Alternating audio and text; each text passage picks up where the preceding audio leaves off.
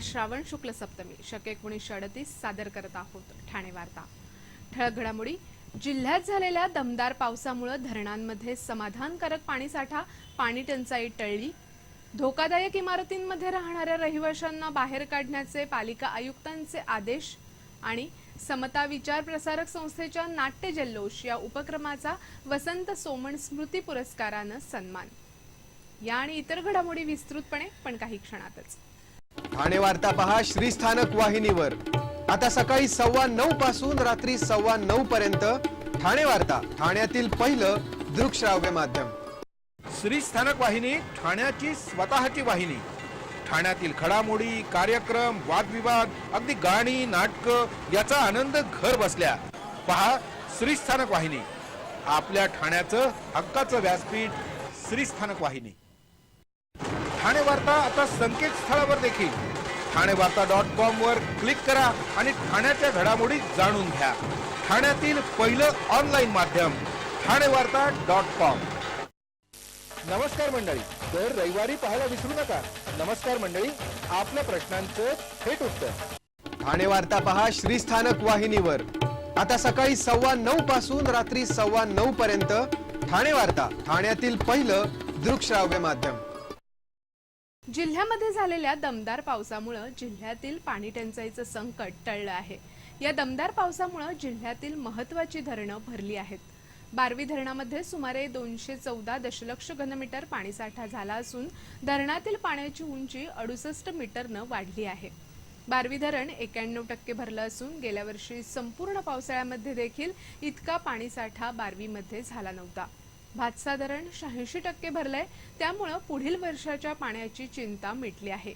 धरणांमध्ये चांगला पाणीसाठा झाल्यानं शहरांमधील पाणी टंचाईचं संकट टळलं आहे। समता विचार प्रसारक संस्थेच्या वंचितांचा रंगमंच अर्थात नाट्य जल्लोष या उपक्रमाला नाट्य क्षेत्रातील प्रतिष्ठित पण आगळ्या वेगळ्या अशा वसंत सोमण स्मृती पुरस्कारानं सन्मानित केलं गेलं आहे। एकलव्य कार्यकर्ते अंजली लोहार, संजय निवंगणे, सोनाली महाडिक आणि पंकज गौरव यांना त्यांच्या नाट्य जल्लोषमधील भरीव कार्यासाठी यावर्षीचा वसंत सोमण स्मृती पुरस्कार देण्यात येणार आहे। वसंत सोमण हे व्यक्तिमत्व म्हणजे रंगभूमी प्रेमानं भारलेली व्यक्ती होती। नुसताच हरवणारी नट नव्हे तर ते रंगभूमीवरील कार्यकर्ता होते। 1996 मध्ये ते गेल्यानंतर 1997 पासून त्यांच्या प्रथम स्मृतिदिनानिमित्त त्यांच्या नावानं हा पुरस्कार दिला जातो। असा हा आगळा पुरस्कार यावर्षी वंचितांच्या रंगमंचासाठी गरीब वस्तीतील मुलांची नाटकं बसवून त्यातून त्यांचा सर्वांगीण विकास घडवून आणणाऱ्या या एकलव्य कार्यकर्त्यांना मिळणार आहे। हा नाट्य जल्लोषसाठी मोठा सन्मान आहे। येत्या शनिवारी 13 ऑगस्टला हा पुरस्कार सोहळा संपन्न होणार आहे। यावेळी वंचितांच्या रंगमंचावरील कलाकार एक नाटिकाही सादर करणार आहेत। एका महिलेनं सुनेसह तिच्या आईची हत्या करण्याचा प्रकार मुंब्र्यात घडला। ही हत्या करणारी रशिदा वासानी ही महिला हत्या केल्यानंतर मुंब्रा पोलिसांसमोर हजर झाली आहे।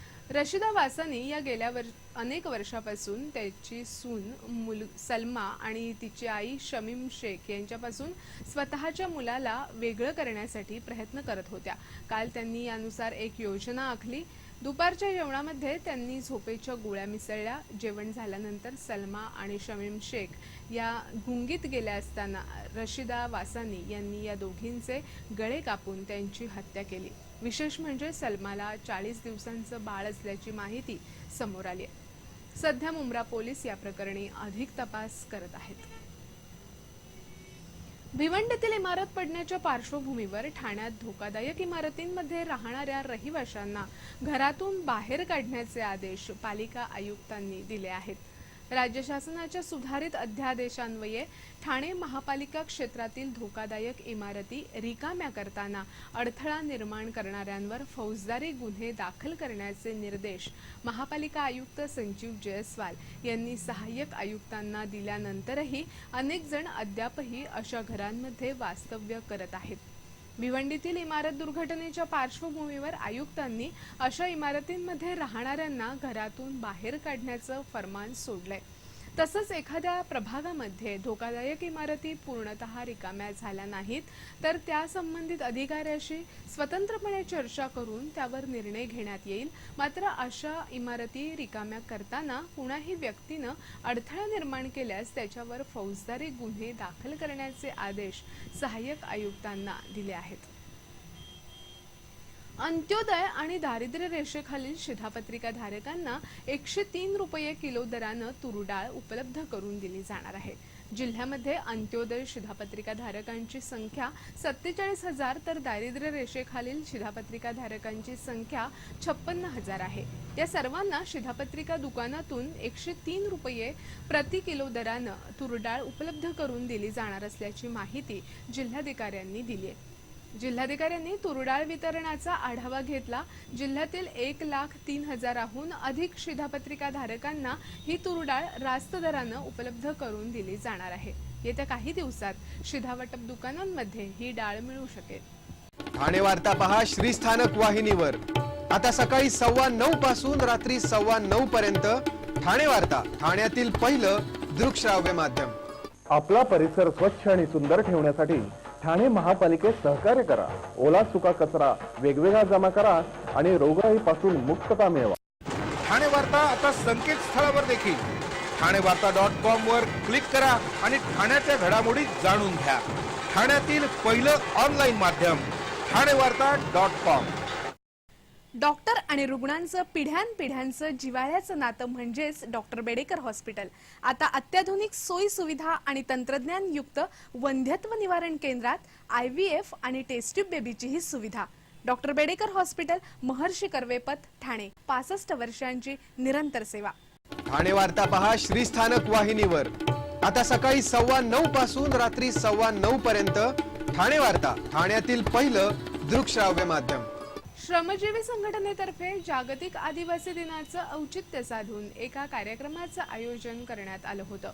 क्रांती दिन आणि जागतिक आदिवासी दिनाच्या निमित्तानं जिल्हाधिकारी कार्यालयावर स्वातंत्र्य आंदोलनातील शहीदांना आणि क्रांतीवीरांना अभिवादन करण्यासाठी संघटनेचे हजारो सदस्य क्रांतीवीर वीरांगनांच्या प्रतिमा मिरवत त्यांचा जय जयकार करत जिल्हाधिकारी कार्यालयावर धडकले होते। ठाणे, पालघर, रायगड, मुंबई उपनगर आणि नाशिक जिल्ह्यातील तालुका कचेऱ्यांवर धडकले होते। आदिवासी क्रांतिकारकांचा इतिहास शालेय पाठ्यक्रमात समाविष्ट करण्याच्या मागणीसह अन्य मागण्यांचं एक निवेदन यावेळी देण्यात आलं। आदिवासी बांधव हजारोंच्या संख्येनं पारंपरिक वेशात आणि तीरकामठासारख्या प्रतीकांसह यामध्ये सहभागी झाले होते। ठाणे महापालिकेच्या 2 जागांसाठी येत्या 28 ऑगस्ट रोजी मतदान होतंय। या निवडणुकीसाठी अर्ज दाखल करण्यासाठी 9 ऑगस्ट हा अखेरचा दिवस होता। या 2 जागांसाठी आतापर्यंत 5 जणांनी अर्ज दाखल केले आहेत। वागळेमधील प्रभागासाठी काँग्रेसमध्ये बंडखोरी झाली असून विटावा प्रभागात भारतीय जनता पक्षानं उमेदवारी दाखल केली आहे। त्यामुळे एकीकडे काँग्रेसला बंडाळी सतावत असून शिवसेना भारतीय जनता पक्ष युतीमध्ये कुस्ती होण्याची चिन्ह आहेत।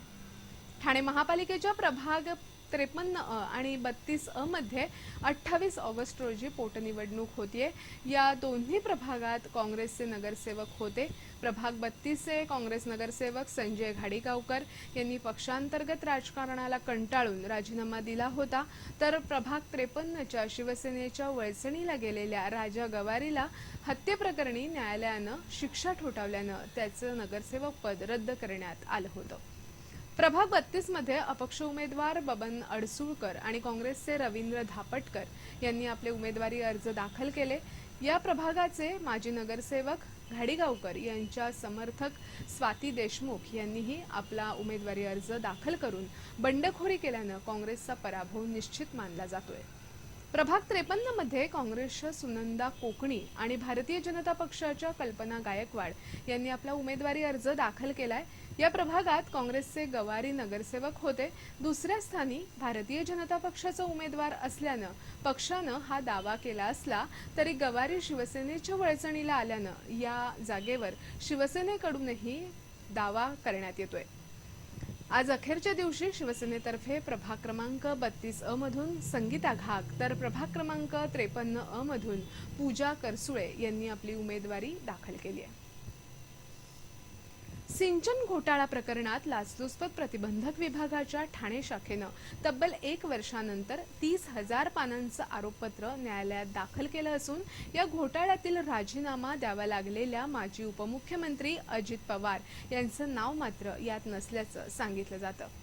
कोकण पाटबंधारे विभागाअंतर्गत 12 आणि जलसंपदा विभागाअंतर्गत 146 धरणांच्या बांधकामात घोटाळा झाल्याप्रकरणी शासनानं लाचलुचपत प्रतिबंधक विभागाला चौकशीचे आदेश दिले होते. कोकण पाटबंधारे विभागाअंतर्गत येणाऱ्या बाळगंगा धरणाच्या घोटाळा प्रकरणात लाचलुचपत प्रतिबंधक विभागानं 5 ठेकेदार आणि 6 अधिकाऱ्यांवर गुन्हे दाखल केले होते. या प्रकरणी तत्कालीन उपमुख्यमंत्री अजित पवार आणि तत्कालीन जलसंपदा मंत्री सुनील तटकरे यांना लाचलुचपत प्रतिबंधक विभागानं चौकशीसाठी बोलावलं होतं.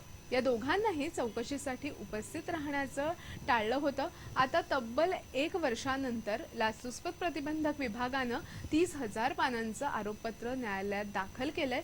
या आरोपपत्रात अजित पवार यांचं नाव नसलं तरी तपास चालू असल्याचं लाचलुचपत प्रतिबंधक विभागाचं म्हणणं आहे.